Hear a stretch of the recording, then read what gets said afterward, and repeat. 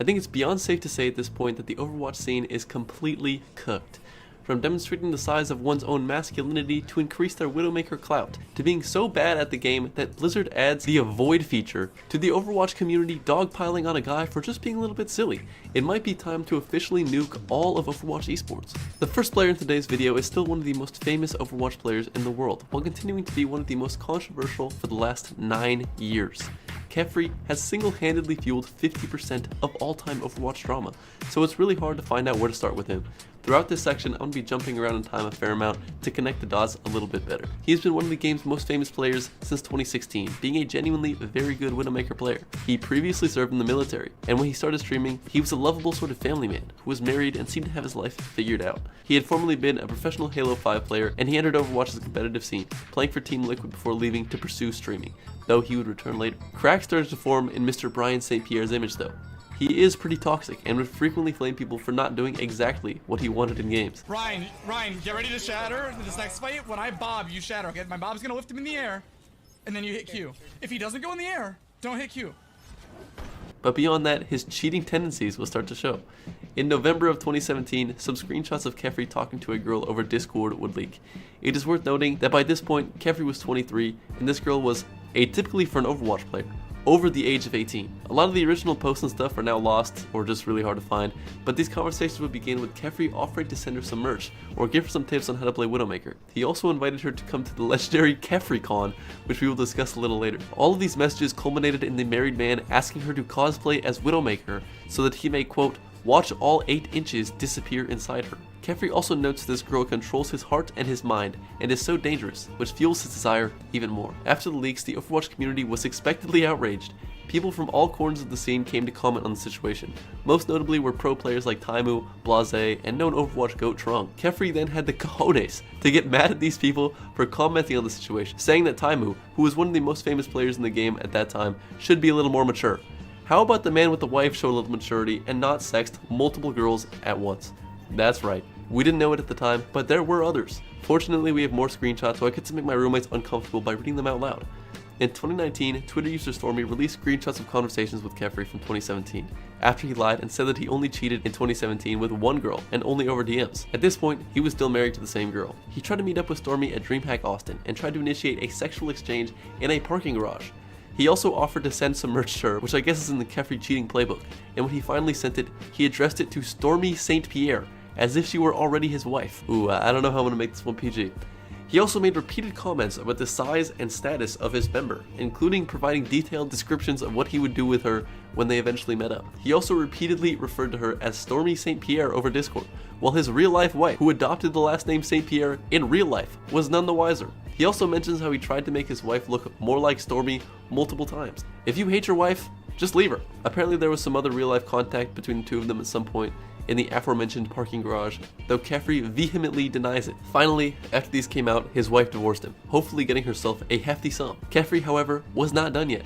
In the year 2017, he was just on one, I guess, reportedly also taking out his sexual frustrations on his Twitch mods, though there are no surviving screenshots. Kev would later get together with another Overwatch creator who goes by the name of Fyrex, who unfortunately got a lot of grief from the community for dating him, but we'll get into that later. Freshly off the divorce, he decided to take what is presumably a large chunk of his life savings and invested into GameStop stock on January 27th of 2020. GameStop stock's all-time peak is January 29th, 2020. He put $380,000 in, and that investment, just a few short weeks later, was worth $162,365. Critics of the move said he was 0.25xing his returns. After that loss, Kefrey had to get back into his comfort zone. Cheating. This time not on his new girlfriend, at least that we know of, but instead on a $100,000 Counter-Strike tournament. This tournament featured mainly non-CS players and happened on Face It, where teams competed to see who could get the most points. A kill counted as 1 point, an assist as 2, and a knife kill as 5. A fellow Overwatch player, Gale Adelaide, participated on a different team, and they suspiciously knife killed each other about 5 times. It was pretty obvious that they were colluding to get more points, but none of the viewers really cared about that, honestly. The real problems came after, as he went on a tirade, accusing many other players of doing the same type of cheating as him. I dropped you a D. I dropped you a D. Oh, yoink. Okay, no problem. Staring at her screen. I yoinked it. Hold on, I guess I'll... Looking at her screen, no problem. Looks off her screen at something else. looks at her monitor, ditches her team, looks off Just screen. put This one is- Don't push up. They don't push at all, up. So. Yeah, they didn't push. Wait, oh, right as I said that, he ran down mid. Oh, it's Nick. Oh no, what a fun coincidence. Ultimately, the reason he got suspended was because of his own teammates reporting him. Watch this clip and see if you can tell why. Back behind boxer, they run left. I think he ran that. I think he To be ran honest. left. Oh my Just god. knifed him. I'm never playing B again, dude. Somebody please pick up B. Bro, are you feeding him knife kills? Dude, I'm begging somebody to pick up B. Yeah. I am That's the third begging. knife kill then. I am begging you to pick up B. Yeah, oh, Please. yeah, I'm confused. How are you getting knifed? I don't know. That's why I'm asking someone to take B. I don't want B. I'm tired of him. Okay, I will sit B. Thank you. Please. Please. Come on, baby. Because he keeps fucking killing me. Hey bud, I appreciate that you're you have opinions on the stuff at the moment and whatnot, but your team is complaining at the moment about What? Wait. the way that you're. They're saying that you're potentially feeding knife. He was literally so annoying that everyone on his team banded together to get him removed from the tournament. They decided that not playing with him was worth more than $100,000. I mean, that's so bad, it's almost legendary. I didn't know this, but he also did the same thing in a Realm Royale tournament like a year earlier. This is the real buzzer beater addition to the video, but he has continued cheating even up to this week. Recently, his new girlfriend, FireX, has been tweeting and retweeting some pretty cryptic stuff about relationships and cheating. We have to wait for some more information to come out, but given the history we're dealing with, I'm pretty sure I know what we will see. Some fans are saying that Kefrey now rivals a prime Bill Clinton with his cheating. It takes a cheater to know a cheater, and perhaps the thing Kefrey is most famous for is Hackusating. Kefrey at this point is not really good at Overwatch anymore, but he still has some pretty elite aim. Knowing that, he took it upon himself to take a stand against cheaters and analyze his games to see if anyone was aimbotting. He actually got some right, and nothing could have possibly been worse for the Overwatch community because he then believed that he got all of them right. One accusation was against an active professional player, Hydron. Hydron was another one of the best Widow players at that time, even playing for Team USA. Kefrey literally staked his entire career that a man who was playing scrims for probably 6 or 8 hours a day and then streaming afterwards was cheating in a ranked game. Unfortunately, we don't get to hear his commentary, but here's the clip that he thinks is suspicious. He claims his aim is snappy. And yeah, that's a way of aiming. People aim like that.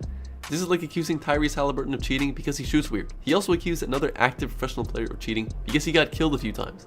This guy was actually a big fan of Kefrey and looked up to him.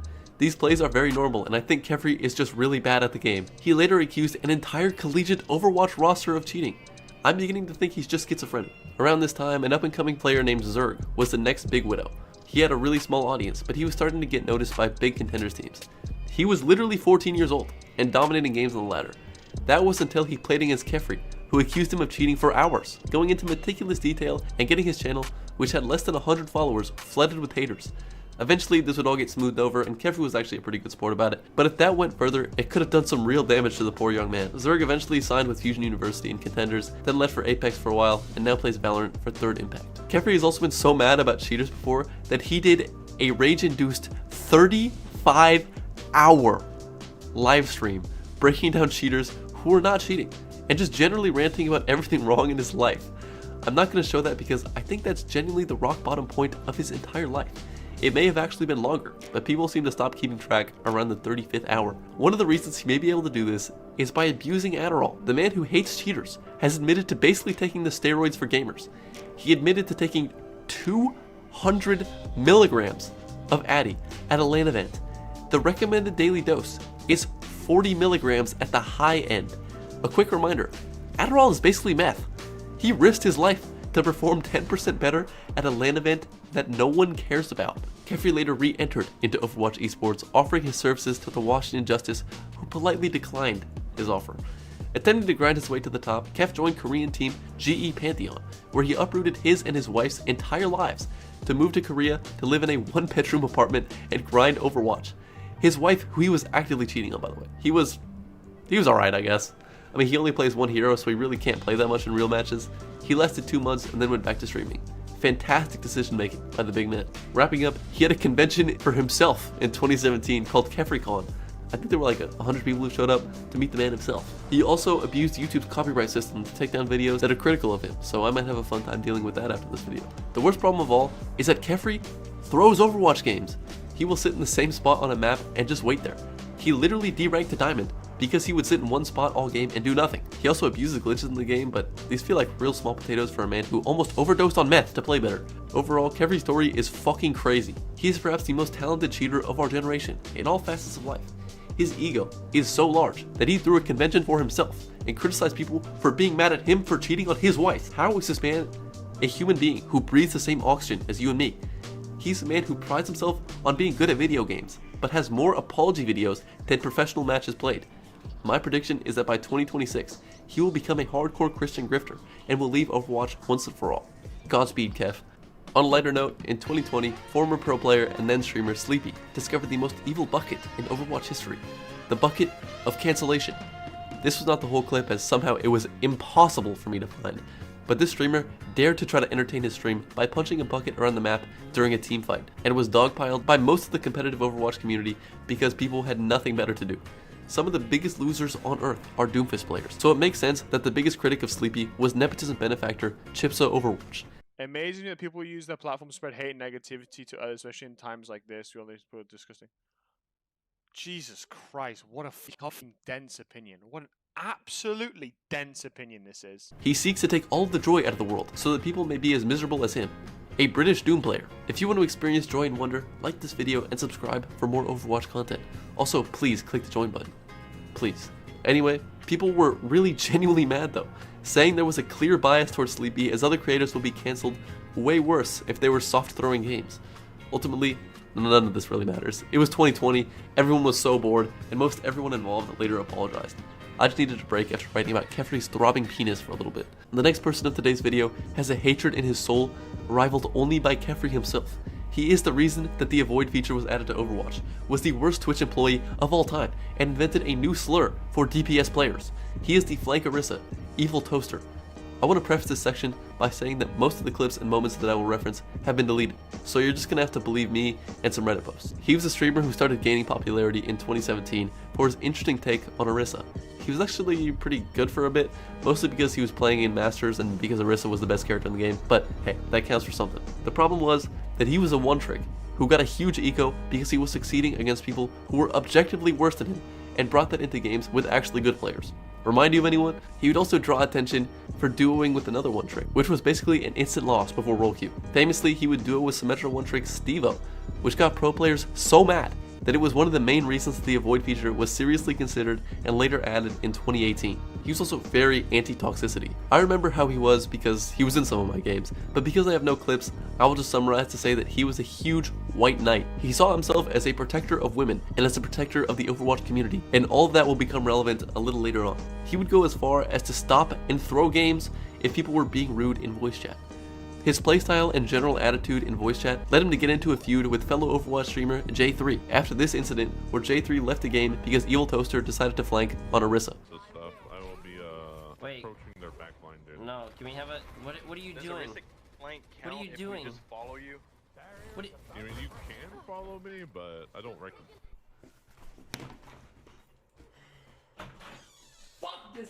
He would then go on his stream complaining and whining about how no one in the scene liked him and how DPS players were so entitled, using the word noob like a slur against all DPS players. The key takeaway here is that he takes justice into his own hands and is very fragile. Eventually, because he streamed his own childlike raging and general throwing for years, he was banned from Overwatch entirely in 2019, playing the victim, saying that he was successful and people just didn't like it. The comments on the post of his ban are brutal, using his catchphrase, "Mind if you turn down the toxicity a bit? I'm trying to make a more positive community." At last, rank was saved from eviltoaster's reign, but apparently he was so mad about getting hated on from so many streamers that he decided to take control. He was kind of a loser, had a fragile ego, and was a complete hypocrite, making him a perfect candidate for a new job at Twitch, specifically being one of the main community managers. eviltoaster's main contribution to Twitch was the knock feature, which you have probably not heard of because it sucked that bad. The idea of it is that any streamer can knock on another streamer's page and it starts an impromptu collab. This was intended to help out small streamers by, I guess, shooting their shot with bigger ones to try to create a community. This doesn't really make sense because why would Kai Cenat accept a knock request from John Lobob, who could literally say anything on his stream? That was the sort of general sentiment around it when it released towards the end of 2024, with even RT Game coming out against the change. eviltoaster, however, took it all personally. By this point, the toaster had started to see himself as a sort of savior to the small streamers of Twitch. He had worked closely with a lot of VTubers and helped them grow by totally not abusing his powers within Twitch. and he responded to the whole situation like a child. He claimed that everyone criticizing the feature was just spewing brain rot, and saying that the users of the platform who kept him employed have no idea what they're talking about. And this comes after the main criticism of the feature was that there was no ability to turn it off. How is that brain rot? The nog feature was apparently the straw that broke the camel's back, as after that, a 57-page truth nuke against him was dropped by almost all of the VTuber community. This man was so annoying that he caused the VTubers to unionize against him. One streamer he used to collaborate with was Fariha. She's a lesbian woman of color, and no one valued that more than eviltoaster, a white man. She is also a human, and when she played Overwatch, she would sometimes get a little upset at the game and express that frustration like everyone does. When she would do this, eviltoaster would DM her essays about how she was failing the LGBTQ+ community, failing women, and failing people of color. He was not the PMA police, as she says. He was the positivity Gestapo. Another small creator, emongg, was also helping his friend, who was deeply suicidal, to stop the process that would have gone on to end their life on stream. eviltoaster, who was so deep into the community from no lifing it all day, found their small stream and got mad at emongg for talking this person down instead of just reporting the stream. What a loser. Okay, back to the 57-page document. What could this guy have possibly done? It documents the experiences of 3 different VTubers, and I think more people actually came out after this. But basically, eviltoaster was a 32-year-old incel. He would often complain about how women didn't like him and say really weird things to girls who he didn't really know, and who also technically worked for him. He's basically confessing his crush to this girl, while also saying that he just wants to find someone who will touch him. He would repeatedly set boundaries and then break them, and just make everyone uncomfortable. He would also try to make the girls jealous by saying that he was spending more time with another one, which they really didn't care about because they didn't like him. Well, he clearly loved them. He consistently pushes people who are not interested into talking about romance or just into some really weird situations. He also clearly doesn't care about women, despite the persona he puts on. He treats them like they're stupid, and yeah, I have 5 sisters, it's true, but the way he casually says it shows that he actually believes it and isn't just making a joke for a YouTube video. Only one of the girls actually seemed interested at all, even though it was a platonic sort of thing. But he ruined it by berating her for not understanding technology on a Discord call for over an hour, in which she was crying. This guy worked as a programmer for most of his life, by the way. This guy was running through VTubers like the Black Plague. There are so many people's stories in this document, but my main takeaway is that eviltoaster is a really weird guy who doesn't understand social situations. After this document, he has been radio silent on Twitter, which is very uncommon for him as he tweets almost every day. He has really nothing better to do.